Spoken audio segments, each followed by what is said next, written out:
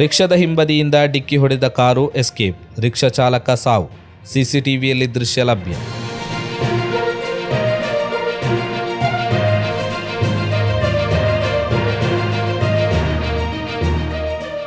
ಕಾರೊಂದು ರಿಕ್ಷಾದ ಹಿಂಬದಿಯಿಂದ ಡಿಕ್ಕಿ ಹೊಡೆದು ಪರಾರಿಯಾದ ನಂತರ ಗಂಭೀರ ಗಾಯಗೊಂಡ ರಿಕ್ಷಾ ಚಾಲಕ ಎದುರಿನಿಂದ ಬಂದ ಲಾರಿ ಚಕ್ರಕ್ಕೆ ಸಿಲುಕಿ ಸ್ಥಳದಲ್ಲೇ ಮೃತಪಟ್ಟ ಘಟನೆ ದಕ್ಷಿಣ ಕನ್ನಡ ಜಿಲ್ಲೆಯ ಸುಳ್ಯ ಸಮೀಪದ ಸಂಪಾಜೆ ಗೇಟಿನ ಬಳಿ ನಡೆದಿದೆ. ಅದರ ಸಿಸಿಟಿವಿ ವಿಡಿಯೋ ಲಭ್ಯವಾಗಿದೆ. ರಿಕ್ಷಾ ಸಂಪಾಜೆ ಗೇಟಿನಿಂದ ಚೇಡಾವು ಕಡೆ ತೆರಳುತ್ತಿದ್ದು, ಸಂಪಾಜೆ ಪೆಟ್ರೋಲ್ ಪಂಪ್ ಬಳಿ ತಿರುವಿನಲ್ಲಿ ಹಿಂದಿನಿಂದ ಬಂದ ಕಾರು ಡಿಕ್ಕಿ ಹೊಡೆದು ಪರಾರಿಯಾಗಿದೆ. ಇದೇ ವೇಳೆ ಎದುರಿನಿಂದ ಬರುತ್ತಿದ್ದ ಲಾರಿ ಅಡಿಗೆ ರಿಕ್ಷಾ ಚಾಲಕ ಬಿದ್ದು ಸ್ಥಳದಲ್ಲೇ ಮೃತಪಟ್ಟಿದ್ದಾರೆ.